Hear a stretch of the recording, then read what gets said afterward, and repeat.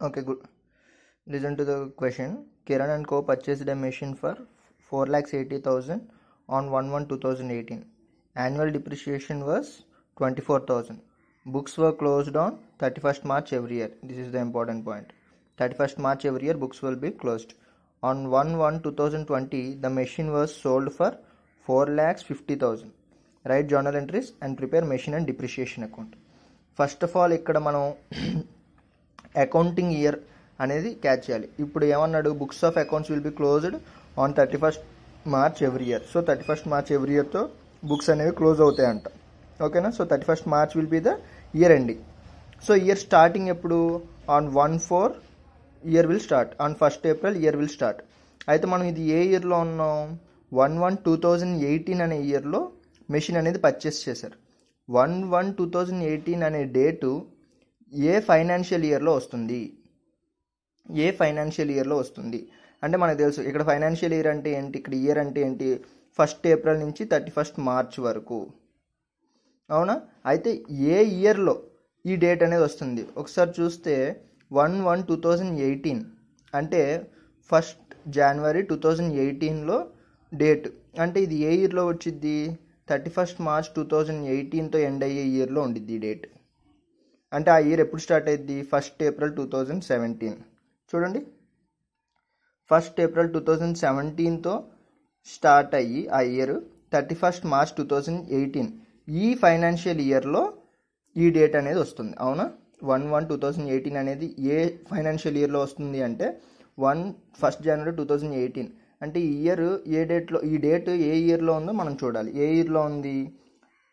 ఈ డేట్కి ending date 31st March 2018 అయింది. అంటే స్టార్టింగ్ ఎప్పుడు? 1st April 2017. సో ఈ ఫైనాన్షియల్ ఇయర్లో ఈ డేట్ వస్తుంది. అంటే ఇది ఫస్ట్ ఇయర్ మన సమ్లో. అవునా? నెక్స్ట్ ఇయర్ ఏంటి? 1/4/2018 టు 31st March 2019. ఇది సెకండ్ ఇయర్. థర్డ్ ఇయర్ ఏంటి?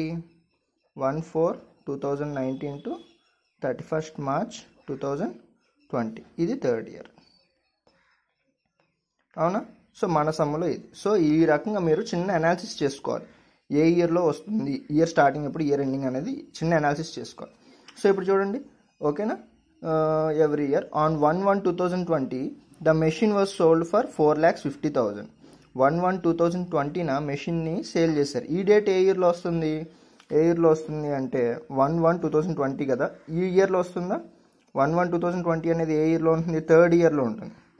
ఓకేనా? సో థర్డ్ ఇయర్లో ఆ డేట్ వస్తుంది. అంటే మనం ఫస్ట్ ఇయర్లో కూడా మెషిన్ ఫుల్ ఇయర్ వాడలేదు, ఇయర్ మధ్యలో కొన్నాం. ఎప్పుడు? 1/1/2018 కొన్నాం. ఆ ఇయర్ ఎప్పుడు ఎండ్ అయిపోతుంది? ఈ డేట్తో ఎండ్ అయిపోతుంది. అంటే ఫస్ట్ ఇయర్లో మనం మెషిన్ ఎన్ని మంత్స్ యూస్ చేసాం?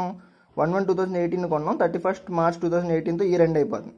అంటే ఎన్ని మంత్స్ యూస్ చేసాం ఆ ఇయర్లో? ఫస్ట్ ఇయర్లో మెషిన్ అంటే just 3 months. 3 months only we used the machine in the first year. Okay, first ఇయర్లో 3 months యూజ్ చేసాం. అర్థమైందా? 1/1/2018 నుంచి 31st March 2018కి 3 months ఉంటుంది. సో ఫస్ట్ ఇయర్ ఏదైతే ఉందో ఆ ఫస్ట్ ఇయర్లో మనం 3 months యూజ్ చేసాం. సో మళ్ళీ సెకండ్ ఇయర్ 1/4/2018 స్టార్ట్ అయ్యింది, 31st March 2019 ఎండ్ అయింది. ఈ ఇయర్లో మెషిన్ ఫుల్గా వాడామా? ఫుల్గా వాడాం. ఎందుకంటే ఈ ఇయర్లో మెషిన్ అమ్మడం కానీ ఏమీ లేదు. అంటే ఈ ఇయర్ ఫుల్గా వాడాం. సో 12 months వాడేసాం మెషిన్. సో 12 monthsకి డిప్రిషియేషన్ కాదు. థర్డ్ ఇయర్లో 1/4/2019తో ఇయర్ స్టార్ట్ అయింది, 31st March 2020తో ఇయర్ ఎండ్ అయింది. అయితే 31st March 2020 వరకు మనం మెషిన్ యూస్ చేసామా? లేదు. On 1/1/2020 machine was sold. అంటే ఈ ఇయర్ మధ్యలోనే మళ్ళీ అమ్మేసాం 1/1/2020. అంటే ఇక్కడ నుంచి ఇక్కడికి ఎన్ని మంత్స్ ఉన్నాయి? ఏప్రిల్ నుంచి మార్చ్ వరకు 12 months. ఇది జాన్ కాబట్టి అంటే 3 months మైనస్ చేస్తే 9 months యూస్ చేసాం. చూసుకోండి, April, May, June, July, August, September, October, November, December. Okay, 9 months. సరిపోయిందా? సో 9 months ఈ థర్డ్ ఇయర్లో యూస్ చేసాం. అంటే ఏంటి? మనం ఫస్ట్ ఇయర్లో 3 months యూస్ చేసాం, సెకండ్ ఇయర్లో 12 months యూస్ చేసాం, థర్డ్ ఇయర్లో 9 months యూస్ చేసాం. సో మెషిన్ ఎన్ని మంత్స్ యూస్ చేస్తామో ఒక ఇయర్లో అన్ని మంత్స్కే మనం డిప్రిషియేషన్ అనేది క్యాలిక్యులేట్ చేయాలి. అందుకని ఈ అనాలిసిస్. అర్థమైందా? So this is how we need to calculate. So ఇప్పుడు ఏంటి, మెషిన్ అకౌంట్ అని వేసుకొని స్టార్ట్ చేద్దాం. Machine account.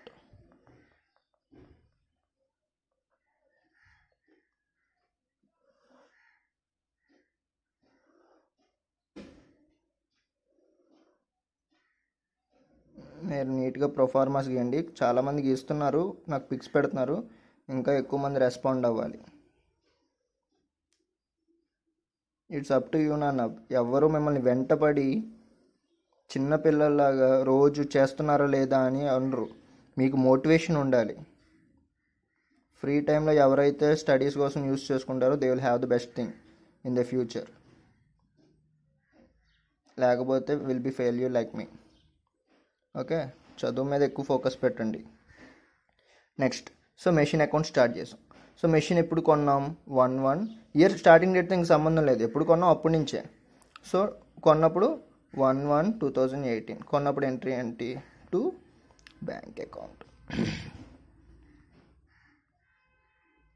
To bank account ఎంత కొన్నాం, 4,80,000. ఓకే, ఆ ఇయర్ ఎండింగ్ ఎప్పుడు మనం తెలుసు, 31st March 2018. ఏమొచ్చింది, బై డిప్రిషియేషన్ అకౌంట్. అయితే డిప్రిషియేషన్ ఎంత అంటే పర్ యానం 24,000 ఇచ్చాడు మనకి. అంటే 12 మంత్స్కి డిప్రిషియేషన్ 24,000. ఓకే, అంటే 1 మంత్కి ఎంతో మీరు చెప్పగలరా? 1 month ఈజ్ ఈక్వల్ టు 12 అటు వెళ్ళిపోద్ది. మన మ్యాథ్స్ స్టూడెంట్స్ కూడా ఉన్నారు కదా దీంట్లో. 24/12. సో ఎన్ని టైమ్స్ పోతుంది, 2 times. అంటే 1 monthకి ఎంత డిప్రిషియేషను, 2,000. అయితే మనకి ఫస్ట్ ఇయర్లో ఎన్ని మంత్స్ వాడాము, January 1st 2018 నుంచి 31st March 2018 వరకు. అంటే జనవరి వాడాం, ఫిబ్రవరి వాడాం, మార్చ్ వాడాం. 3 months కంప్లీట్గా యూస్ చేసాం. సో 3 monthsకి కావాలి. 1 monthకి 2,000 అయితే 3 monthsకి ఎంత అండి, 6,000 కదా. 1 monthకి 2,000 అంటే 3 monthsకి 2 3s are చేస్తే 6,000 ఫర్ 3 months. ఏంటిది, depreciation for 3 months. So by depreciation అని చెప్పేసి 6,000 వేసుకోవాలి. ఓకే, నెక్స్ట్ చూడండి నాన్న. నెక్స్ట్ ఏంటి, మెషిన్ అకౌంట్లో ఇంకా ఏమొస్తుంది, ఇంకేమీ లేవు కదా ఇయర్ ఎండింగ్లో. సో బ్యాలెన్సింగ్ చేసేస్తాం. ఎటువైపు హైయెస్ట్ ఉంది, 4,80,000 is the highest. So both sides 4,80,000 వేస్తాం. కానీ ఇటు సైడ్ డిఫరెన్స్ ఉంది కాబట్టి అంత 4,74,000. ఏంటిది, 31st March 2018 by balance carry down. ఓకేనా. నెక్స్ట్ ఇయర్ స్టార్టింగ్ ఎప్పుడు, మనం ఆల్రెడీ అనాలిసిస్ చేస్తాం. నెక్స్ట్ ఇయర్ స్టార్టింగ్ ఏమంటే అనాలిసిస్ అంటే ఈ డేట్ తర్వాత నెక్స్ట్ ఇయర్ స్టార్టింగ్ 1/4/2018. ఏంటిది, టు బ్యాలెన్స్ బ్రాడ్ డౌన్ ఎంత, 4,74,000. ఓకే, ఈ ఇయర్లో ఎప్పుడు ఎండ్ అవుతుంది, 1/4/2018తో స్టార్ట్ అయిన ఇయర్ 31st March 2019తో ఎండ్ అవుతుంది. ఈ టైంలో ఏమైనా జరిగిందా, ఎసెట్ అమ్మడం కానీ కొనడం కానీ కొత్తగా ఏమీ లేవు కదా. సో నార్మల్గా ఉంది, అంటే ఏమీ లేదు. సో ఇయర్ ఎండింగ్లో ఏం చేసేస్తాం, మనం డిప్రిషియేషన్ క్యాలిక్యులేట్ చేస్తాం బై డిప్రిషియేషన్. అయితే అంత డిప్రిషియేషన్ ఈ ఇయర్లో మనం ఎన్ని మంత్స్ వాడాం, 12 months వాడాం. ఈ ఇయర్లో సెకండ్ ఇయర్లో మనం 12 months వాడాం. సో 12 monthsకి డిప్రిషియేషన్ ఎంత, క్వశ్చన్లోనే ఇచ్చాడు, పర్ యానం 24,000. సో ఇంకా దీనికి వర్కింగ్ నోట్స్ ఏ పెద్ద పని ఏం లేదు. ఓకే, సో ఇంకేముందా ఇయర్లో, ఏమీ లేదు. సో క్లోజ్ చేశాడు, బ్యాలెన్సింగ్ చేశాడు. 4,74,000 4,74,000. ఈ టైప్ తక్కువ ఉంది కాబట్టి దాని బ్యాలెన్సింగ్ క్యారీ డౌన్. ఎంత వచ్చింది నాన్న,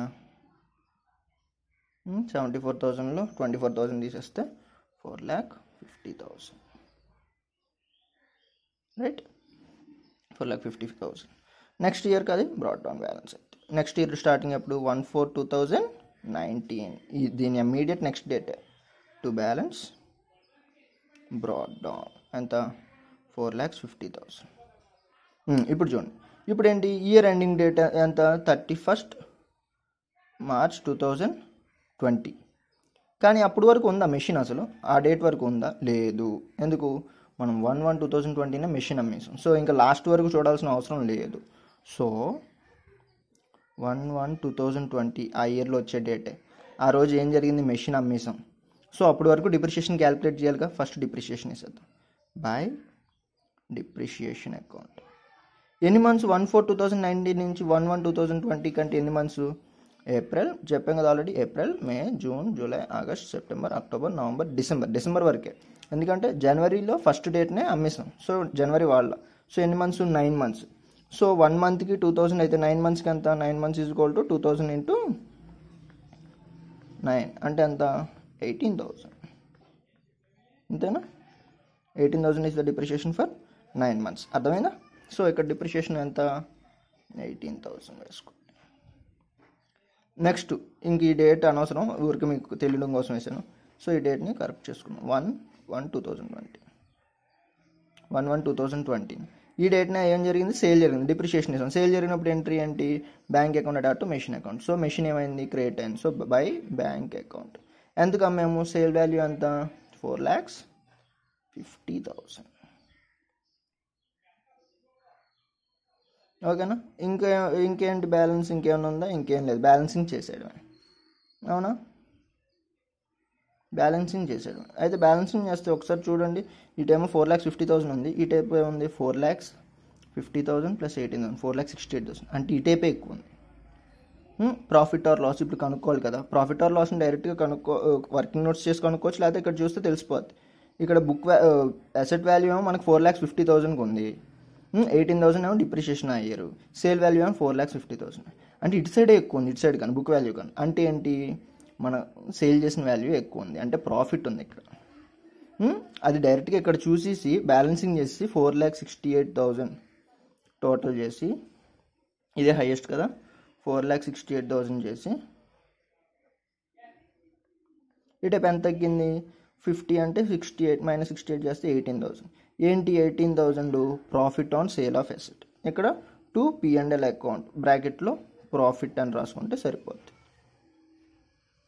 క్లోజింగ్ డేట్ లేకపోతే సేల్ డేట్ వేసినా పర్లేదు. Closing date of the year వేసుకోవచ్చు, లేదా సేల్ డేట్ వేసినా పర్లేదు. ఇలా చేయొచ్చు. లేదు అంటే వర్కింగ్ నోట్స్ చేయొచ్చు. ఏంటి సింపుల్ వర్కింగ్ నోట్స్? మన అసెట్ వాల్యూ ఎంత పెట్టుకున్నాం? 4,80,000 పెట్టుకున్నాం. Okay, asset value starting. First year depreciation ఎంత? 6,000. సెకండ్ ఇయర్ డిప్రిషియేషన్ ఎంత? 24,000. మైనస్ చేయాలి కదా డిప్రిషియేషన్స్. థర్డ్ ఇయర్ డిప్రిషియేషన్ ఎంత? 18,000. అంటే టోటల్ ఈ 3 డిప్రిషియేషన్స్ 4,80,000 నుంచి మైనస్ చేస్తే ఎంత అండి? 24 48. 4,80,000 నుంచి 48 మైనస్ చేస్తే ఎంత? 4,22,000. అంతేనా? 4,32,000. 4,32,000. Okay, 4,32,000.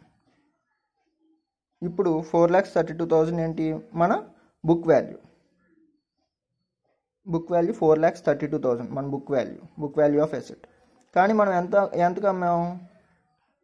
Book value of asset on ఏ డేట్న? 3 ఇయర్స్ తర్వాత. అంటే 3 ఇయర్స్ కాదు, కరెక్ట్గా ఎగ్జాక్ట్గా ఆన్ 1/1/2020 అమ్మేసిన రోజున దాని వాల్యూ ఎంత? 4,32,000. కానీ మన సేల్ వాల్యూ ఎంత? 4,50,000. అంటే సేల్ వాల్యూ ఎక్కువ ఉందిగా. సో ఈ రెండింటిని మైనస్ సబ్ట్రాక్ట్ చేస్తే 18,000 వస్తుంది. అంటే సేల్ వాల్యూ ఎక్కువ ఉంది బుక్ వాల్యూ కన్నా. అంటే ఏంటి? మనకి సేల్ వాల్యూ ఎక్కువ ఉంటే బుక్ వాల్యూ కన్నా what is this? Profit. Okay, so ఈ రకంగా మీరు క్యాలిక్యులేషన్ చేసుకోవచ్చు. ఫస్ట్ నుంచి డిప్రిషియేషన్స్ అన్ని మైనస్ చేసుకొని ప్రాఫిట్ అనేది తీసుకురావచ్చు, లేదా డైరెక్ట్గా ఇక్కడ టోటల్ చేసేసి ఏదైతే ఎక్కువ ఉందో అది బోత్ సైడ్స్ వేసుకొని డిఫరెన్స్ అమౌంట్ కనుక్కొని ఇటు సైడ్ వచ్చింది కాబట్టి ప్రాఫిట్. ఎందుకు ఇటు సైడ్ వస్తే ప్రాఫిట్? ఏంటంటే మన బుక్ వాల్యూ కన్నా ఇటు వాల్యూస్ ఎక్కువ ఉన్నాయి, అంటే సేల్ వాల్యూ ఎక్కువ ఉన్నట్టు రిజంబ్లింగ్ అనమాట. సో అది ప్రాఫిట్ కాబట్టి అది లాస్ అయితే ఈ టైప్ వచ్చింది. ఓకేనా? సో ఈ రకంగా మెషిన్ అకౌంట్ అనేది క్యాలిక్యులేట్ చేస్తాం. ఇంక బ్యాలెన్స్ క్యారీడ్ అని ఏమైనా ఉందో? లేదు, అయిపోయింది. మేము సేల్ చేస్తాం, ప్రాఫిట్ వచ్చింది, డన్. ఇది మెషిన్ అకౌంట్. ఓకే, సో నా డిప్రిషియేషన్ అకౌంట్ కూడా చేయాలా? డిప్రిషియేషన్ అకౌంట్ మీరు చేసేస్తారు కదా, easy. So depreciation account and journal entries కూడా మీరే రాయాలి. జర్నల్ ఎంట్రీస్ ఏంటి, మెషిన్ పర్చేస్ చేస్తాం, డిప్రిషియేషను, ఆ డిప్రిషియేషన్ P&L అకౌంట్ ట్రాన్స్ఫర్ చేస్తాం. సో ఫస్ట్ ఇయర్లో 3 ఎంట్రీస్. సెకండ్ ఇయర్లో ఏంటి, సెకండ్ ఇయర్లో స్టార్టింగ్లో ఏమీ ఉండదు కాబట్టి సెకండ్ ఇయర్ ఎండింగ్లోనే డిప్రిషియేషన్ అకౌంట్, మళ్ళీ ఆ డిప్రిషియేషన్ P&L అకౌంట్ ట్రాన్స్ఫర్ చేస్తాం. ఇక్కడ 2 ఎంట్రీస్. థర్డ్ ఇయర్లో ఏంటి, స్టార్టింగ్లో ఏమి ఉండదు, ఈ డేట్న డిప్రిషియేషన్ని మెషిన్ అకౌంట్కి ట్రాన్స్ఫర్ చేయడం, మళ్ళీ అదే డిప్రిషియేషన్ P&L అకౌంట్ ట్రాన్స్ఫర్ చేయడం, సేల్ చేయడం and P&L profit or loss on sale రావడం, అంటే 4 ఎంట్రీస్. ఓకే, ఇక్కడ 4 ఎంట్రీస్. ఓకేనా. సో జర్నల్ ఎంట్రీస్ కూడా రాసి డిప్రిషియేషన్ అకౌంట్ కూడా ప్రిపేర్ చేసి నాకు పిక్స్ పెట్టండి. గుడ్.